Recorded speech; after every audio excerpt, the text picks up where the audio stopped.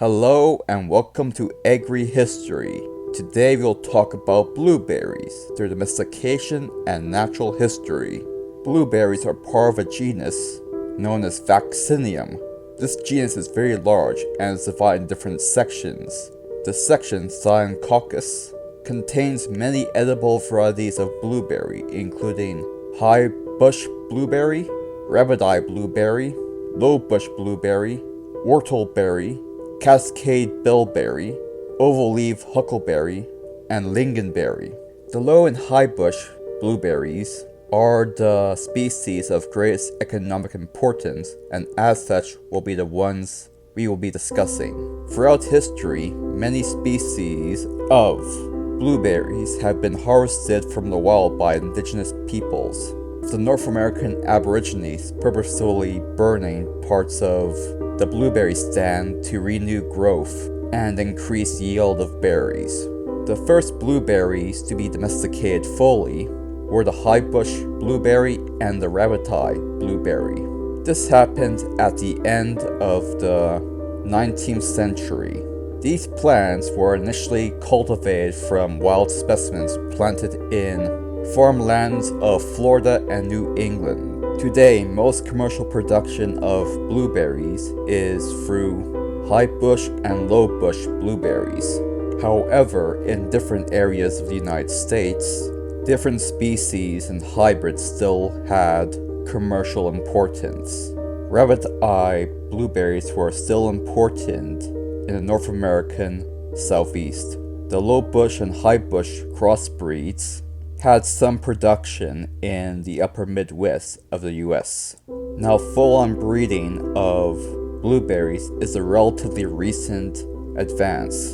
The first hybrid high bush cranberry was released in 1908 by the researcher Frederick Colville of the USDA. This researcher also studied the natural history of blueberry, and through this knowledge made the conditions and protocol for growing blueberries. He also began collecting various samples of wild blueberry of both high bush and low bush species. He then used these wild specimens to breed new cultivars of blueberry, many of which are still grown today. In fact, 75% of current blueberry acreage is still composed of its hybrids, such as Blue Crop, Jersey, and Weymouth. After Colville died in 1937, his successor George Darrow took over the USDA blueberry program. He made important contributions into the incorporation of wild specimens of blueberry being incorporated into our domesticated variety, alongside interspecific crossbreeding. He also formed a large network of people to test the new seedlings he bred. This ranged from farmers to scientists all across the United States, from Connecticut, Florida, Georgia, Maine, Massachusetts, Michigan, New Jersey, and North Carolina. From 1945 to 1961, he sent out almost 200,000 seedlings to his cooperators for evaluation. Darrow's successor, Arlen Draper, focused on incorporating wild Vaccinium species genes into the high bush genome through continuous crossbreeding. He also maintained and strengthened the collaborative network created by Darrow, releasing a large amount of northern and southern high bush cultivars. These cultivars had improved fruit color and firmness compared to the previous ones, with his Duke and Elliott cultivars being major successes. In the 1950s in Florida, a researcher known as Ralph Sharp began his work on wild specimens of different blueberry and bilberry species. Until very recently, all southern high bush cultivars contain genes from his collected specimens. A blueberry breeder in Michigan known as Stanley Johnson spent a period of time working on cold tolerance in blueberry through crossbreeding low bush and high bush blueberries. Although this project had successes, the breeding work was discontinued. But as luck would have it, Jim Hancock and Joseph Ederhart renewed the project and began work once more. Through their work, 3 cultivars were bred: Pacific, Olympia, and Washington. The cultivar known as Olympia is still grown throughout the United States to this day. Outside the USA, high bush blueberry breeding was conducted in Australia, Germany, and New Zealand. A researcher by the name Dr. Johnson sent open-pollinated seed of high bush blueberry to Dr. Jones and Dr. Ridley Bell in Australia in the 1960s. One of those seeds generated the important cultivar Brigida Blue, along with several others.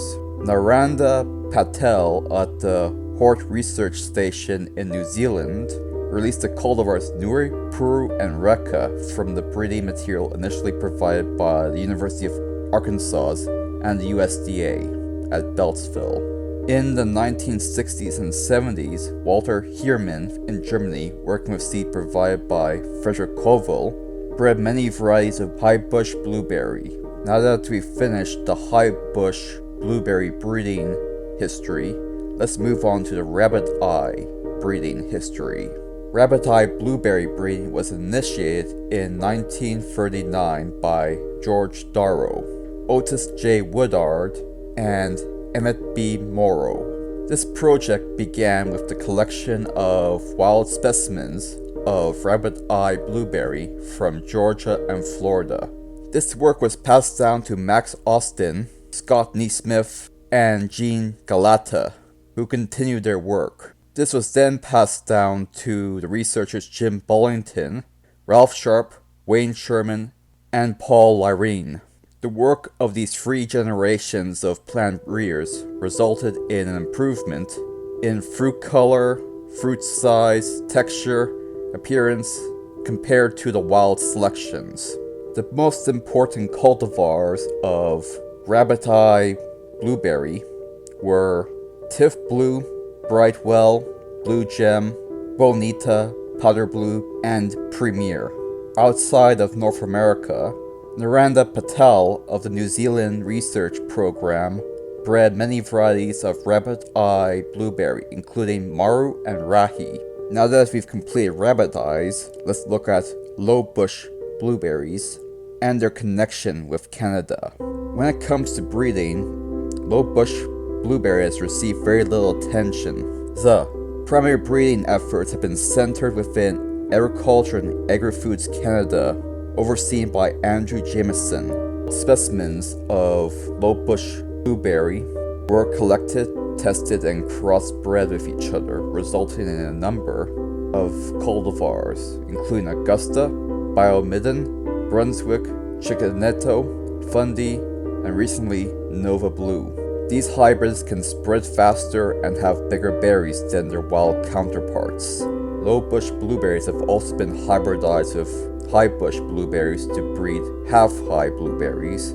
Examples include Northland, North Blue, North Sky, North County, St. Cloud, Polaris, and many others. These cultivars have higher yield than pure-blooded low bush blueberries, as well as larger fruit, but still retain the cold hardiness needed to survive Canada's winters.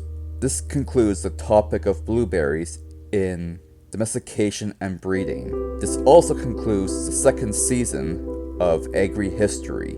Stay tuned for season 3, where we talk about livestock domestication. See you then.